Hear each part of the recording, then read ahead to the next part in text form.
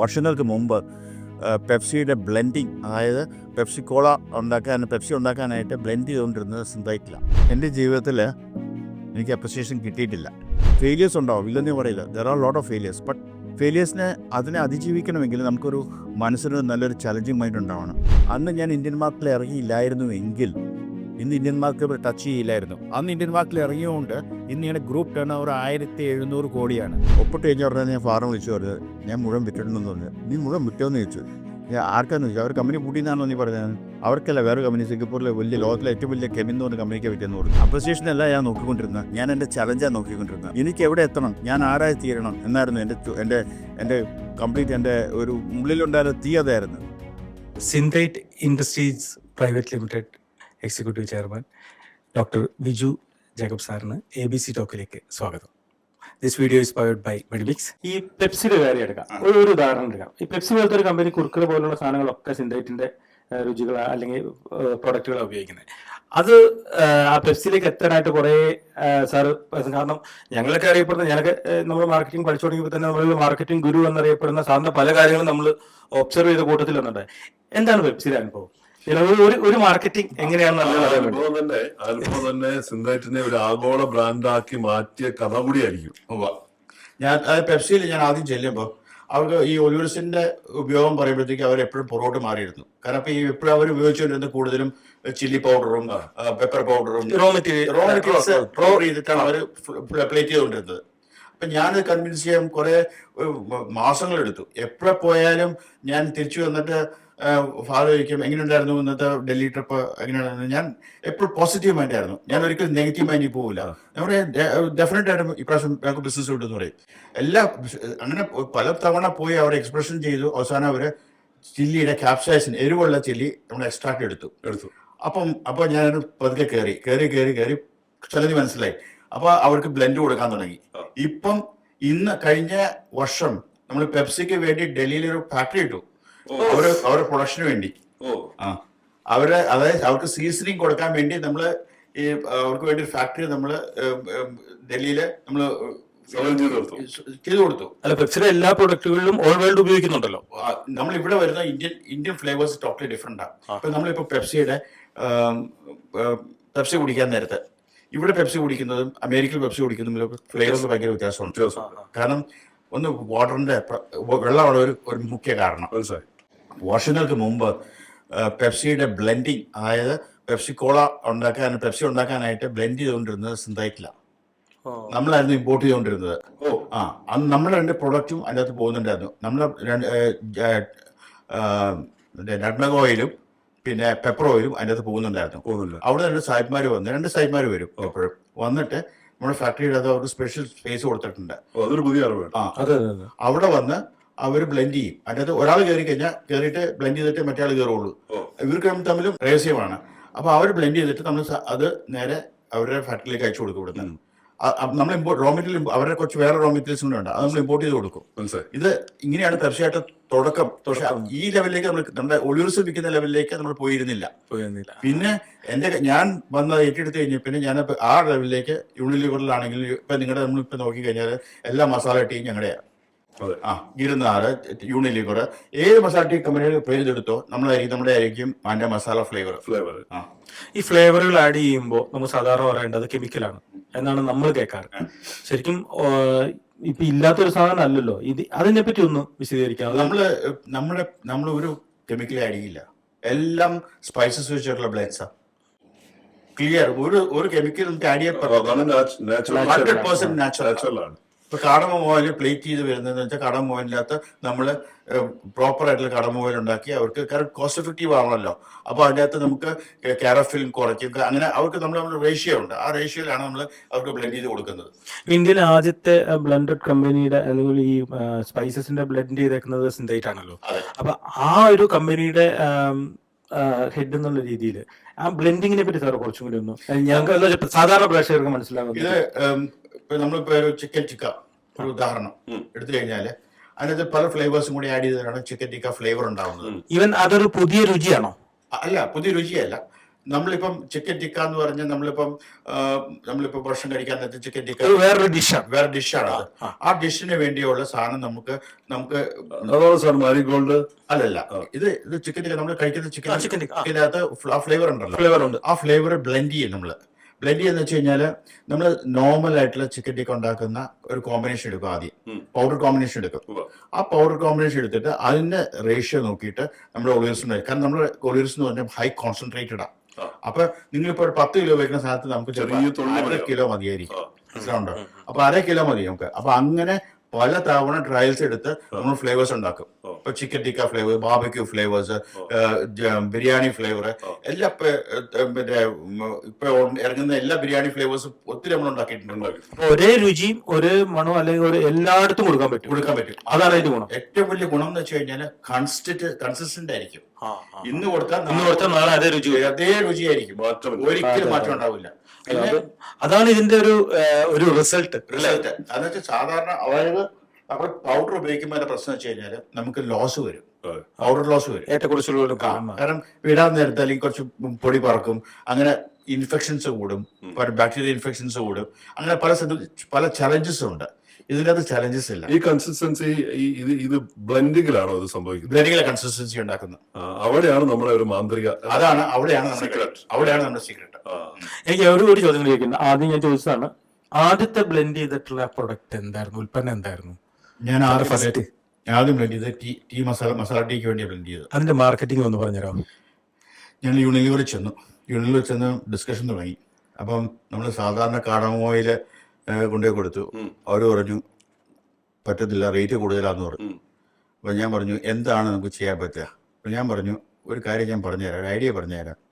അതായത് cardamom distil ചെയ്ത് കഴിയുമ്പോൾ അതിൻ്റെ ബാക്കി വരുന്ന സീഡ് ഉണ്ടല്ലോ, ആ സീഡ് നമ്മൾ പൊടിച്ചിട്ട് നമ്മൾ അതിൻ്റെ അകത്തേക്ക് കുറച്ച് ഓയിൽ ചേർത്തു. ഓയിൽ ചേർക്കുമ്പോഴത്തേക്ക് കോസ്റ്റ് കുറയും. അങ്ങനെ കോസ്റ്റ് കുറച്ച് കൊടുത്തു. അങ്ങനെയാണ് അവർ ആക്സെപ്റ്റ് ചെയ്തത്. അപ്പൊ ഇതുപോലെ അതായത് കസ്റ്റമറും നമ്മളും തമ്മിലൊരു വലിയൊരു അതായത് ഞാൻ കൂടുതലും ഈ സെയിൽസ് ടീമിലായിട്ടല്ല വർക്ക് ചെയ്തുകൊണ്ടിരുന്നത്. കൂടുതലും R&D, QC, അന്ന് അവരാണ് ശരിക്കും പറഞ്ഞാൽ ഒരു കമ്പനിയുടെ ഡിസിഷൻ മേക്കേഴ്സ്. അവർ പറയുന്നത് ഇതിന്റെ ഫ്ലേവർ ഇത്. ഇപ്പൊ മാർക്കറ്റിംഗ് ടീം തന്നെ ചെയ്യുന്നത്, അത് മാർക്കറ്റിംഗ് കൊണ്ട് ടെസ്റ്റ് ചെയ്യും. അതിന്റെ ടെസ്റ്റ് ചെയ്തിട്ട് വേണമല്ലോ അത് എത്ര മാർക്കറ്റ് റിസീവ് ചെയ്യുന്ന അറിയാൻ വേണ്ടി. അപ്പം അങ്ങനെ ടെസ്റ്റ് ചെയ്യുമ്പം മാക്സിമം പെർസെൻറ്റേജും ഒരു വിന്നറായിരിക്കും വരുന്നത്. അപ്പൊ അതുകൊണ്ട് ഇപ്പൊ ഞങ്ങൾ യൂണിലിവറിന്റെ ടാറ്റയുടെ ഒക്കെ നമ്മളെ കൊടുക്കുന്നത്. അത് ചെറിയൊരു വ്യത്യാസം വലിയ മാറ്റം ഉണ്ടാകും അല്ലേ? ഭയങ്കര മാറ്റം ഉണ്ടാകും. ബേസിക്കലി ഇപ്പൊ കൺസിസ്റ്റന്റ് ആയിരിക്കും.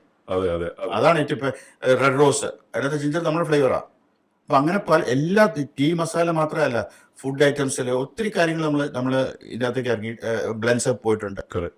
ഞാൻ സാറിന്റെ വീഡിയോസും സാറിന്റെ മറ്റ് അത്തരത്തിലുള്ള സോഷ്യൽ മീഡിയ ഇടങ്ങളിലൊക്കെ കാണുമ്പോൾ അതിനകത്തെല്ലാം പ്രധാനമായിട്ടും ഉയർന്നു വന്ന് നിൽക്കുന്ന, സാർ എപ്പോഴും എടുത്തു പറയുന്ന, അത് ഒരുപക്ഷെ ജീവിതത്തിൽ ഏറ്റവും കൂടുതൽ ഞാൻ എപ്പോഴും നടത്താറുള്ള കാര്യമാണ്, ഞാനിവിടെ ബന്ധപ്പെട്ട എല്ലാവർക്കും അറിയാവുന്ന കാര്യമാണ്, അപ്രിസിയേഷന്റെ സ്ഥാനം. ജീവിതത്തിൽ ഏറ്റവും കൂടുതൽ ആളുകൾ ആഗ്രഹിക്കുന്നത്, എന്നാൽ ഒരിക്കലും കിട്ടാത്തത്, എന്നാൽ ആവശ്യമായിട്ടുള്ളത്. ഈ അപ്രിസിയേഷന്റെ ഒരു സ്ഥാനം എന്ന് പറയുന്നത് ചില്ലറയല്ല. സാറിന്റെ ഒരു അനുഭവം എങ്ങനെയാണ്? എൻ്റെ ജീവിതത്തിൽ എനിക്ക് അപ്രിസിയേഷൻ കിട്ടിയിട്ടില്ല. കാരണം അന്നത്തെ കാരണം ഫോർ എക്സാമ്പിൾ എൻ്റെ ഫാദറിനെ കുറിച്ച് പറയുകയാണെങ്കിൽ, ആ കാലഘട്ടത്തിൻ്റെ ഒരു പ്രശ്നമായിരുന്നു അത്. കാരണം അന്ന് ആരും മക്കളെ അപ്രിഷിയേറ്റ് ചെയ്യുന്ന ഒരു കാലഘട്ടം ആയിരുന്നില്ല. കുറച്ചൊരു കലപിടുത്തമുള്ള ആൾക്കാരായിരുന്നു. ഇപ്പോഴത്തെ കാലഘട്ടത്തിൽ അപ്രിഷിയേറ്റ് ചെയ്യണം. ചെറിയൊരു കാര്യം ചെയ്താൽ പോലും അപ്രിഷിയേറ്റ് ചെയ്യണം. ഇവൻ സ്മോളസ്റ്റ് തിങ്. ഈവൻ നമ്മുടെ ഒരു എംപ്ലോയർ ചെറിയൊരു കാര്യം ചെയ്താൽ പോലും നമ്മൾ അവർ അപ്രിഷിയേറ്റ് ചെയ്യുമ്പോൾ അതിന്റെ ഡെലിവറി ഭയങ്കരമായിരിക്കും. കാരണം അവൻ പിന്നെ അതിനേക്കാളും കൂടുതൽ വലിയ കാര്യങ്ങൾ ചെയ്യാനായിട്ട് അവന്റെ മനസ്സ് കൊണ്ടുപോവാണ്. കാരണം അന്നൊക്കെ എനിക്ക് കിട്ടിയ അനുഭവങ്ങളൊക്കെ വെച്ച് നോക്കാൻ നേരത്ത് ഞാൻ എന്തുകൊണ്ടാണ്, ബിക്കോസ് നമ്മൾ എടുക്കുന്ന വെച്ചാൽ നമ്മുടെ ഓൺ ഫാക്ടറിയാണ്. പിന്നെ അപ്രിസിയേഷൻ അല്ല ഞാൻ നോക്കിക്കൊണ്ടിരുന്നത്, ഞാൻ എന്റെ ചലഞ്ചാണ് നോക്കിക്കൊണ്ടിരുന്നത്. എനിക്ക് എവിടെ എത്തണം, ഞാൻ ആരായി തീരണം എന്നായിരുന്നു എന്റെ കംപ്ലീറ്റ് എന്റെ ഒരു ഉള്ളിലുണ്ടായിരുന്ന തീ അതായിരുന്നു. കാരണം നമുക്ക് ഫെയിലിയേഴ്സ് ഉണ്ടാവും, ഇല്ലെന്നേ പറയില്ല, there are lot of failures. But ഫെയിലിയേഴ്സിനെ അതിനെ അതിജീവിക്കണമെങ്കിൽ നമുക്കൊരു മനസ്സിന് നല്ലൊരു ചലഞ്ചിങ് മൈൻഡ് ഉണ്ടാവണം. അതായത് അതിനെ നമുക്ക് അതിജീവിച്ച് മുന്നോട്ട് പോകണം എന്നുള്ള ആ ഒരു മനസ്സിന് ഒരു പിടുത്തം നമുക്ക് ഉണ്ടായി മാത്രമേ ആ പിടുത്തം വരണമെങ്കിൽ കമ്മിറ്റഡ് ആയിട്ടുള്ള ഡിസിപ്ലിൻഡ് ആയിട്ടുള്ള ഒരു ജീവിത രീതി ഉണ്ടാവണം, ഉണ്ടാവും. അപ്പൊ നമ്മളെ പുതിയ തലമുറയ്ക്ക് പറഞ്ഞു കൊടുക്കാനുള്ളതും അതാണ് നമ്മളെ, അല്ലെ? അത്രേ ഉള്ളൂ. നമ്മളിപ്പം ഞങ്ങളെ സംബന്ധിച്ചിടത്തോളം ഞാൻ എപ്പോഴും പണ്ട് തൊട്ടേ 7 മണി 8 മണി ഞങ്ങൾ സ്വന്തമായിട്ട് ഞാൻ ജോയിൻ ചെയ്യപ്പം 7 മണി തൊട്ട് 6 മണി വരെയായിരുന്നു ഓഫീസ് ടൈം. ഇപ്പം 8:30 തൊട്ട് 5:30 വരെ ഉള്ളൂ. പക്ഷെ ഞാൻ എല്ലാ ദിവസവും 8 മണി തൊട്ട് 6 മണി വരെ ഞാൻ ഓഫീസിലുണ്ട്. ഞാൻ ട്രാവൽ ചെയ്യുന്ന സമയത്ത് ഒഴിച്ച് ബാക്കി എല്ലാ സമയത്തും ഞാൻ അവിടെ ഉണ്ട്.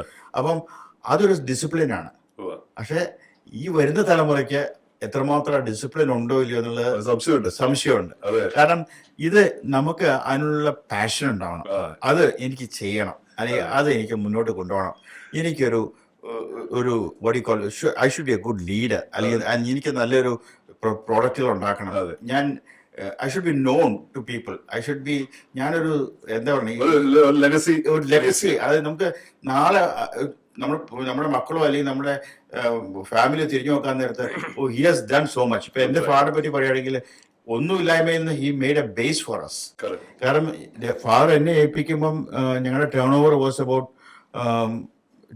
എക്സ്പോർട്ട് ടേൺ ഓവറും ഇന്ത്യൻ ടേൺ ഓവറും കൂടി കൂടിയിട്ട് ഏതാണ്ട് 600 crores കൊണ്ട് ഉണ്ടായിരുന്നുള്ളൂ. അത്ര ഉണ്ടായിരുന്നുള്ളൂ. ഇന്ന്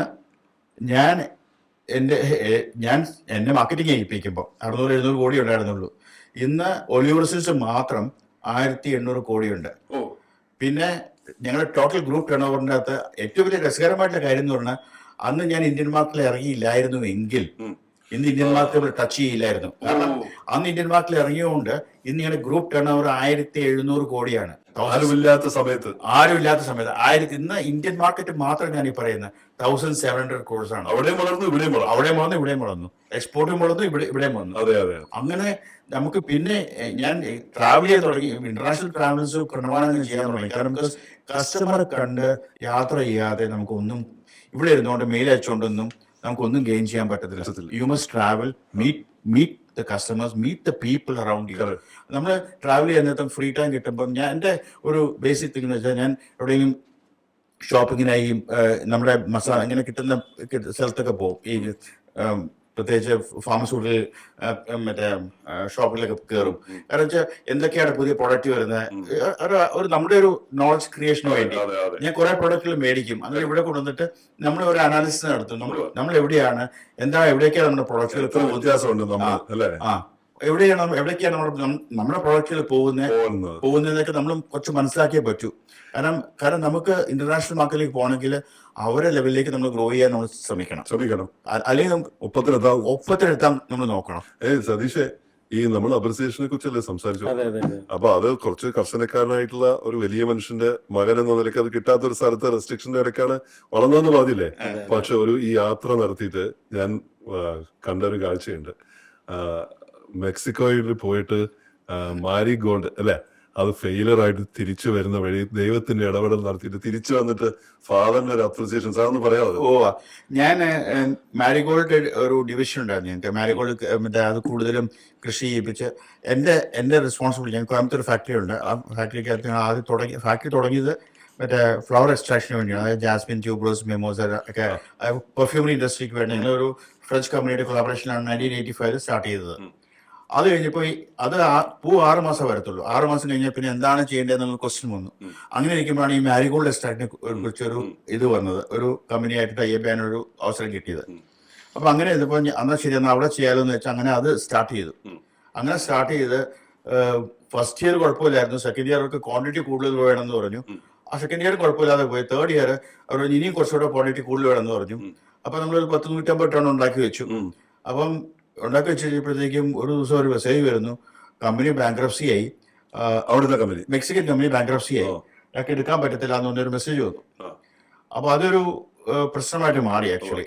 അപ്പൊ ഞാൻ ഫാറിനോട് ഞാൻ പോയി നോക്കട്ടെ എന്ന് പറഞ്ഞു. ഞാൻ മെക്സിക്കോ വരെ പോയി. ചെന്നപ്പം ശരിയാണ്, ഫാക്ടറി അടച്ചിട്ടിരിക്കുന്നു. അവിടെ ഒരു സെക്യൂരിറ്റി പയ്യൻ ആളുണ്ട്. അപ്പം ഞാൻ ചോദിച്ചു സിഇഒയുടെ നമ്പർ തരാൻ പറഞ്ഞു. സിഇഒ നമ്പർ വന്നു, അദ്ദേഹത്തെ വിളിച്ചു. അത് എന്നെ കാണാൻ വന്നു, എൻ്റെ ഹോട്ടലിൽ കാണാൻ വന്നു. ഞങ്ങൾ കുറേ ഡിസ്കസ് ചെയ്തു.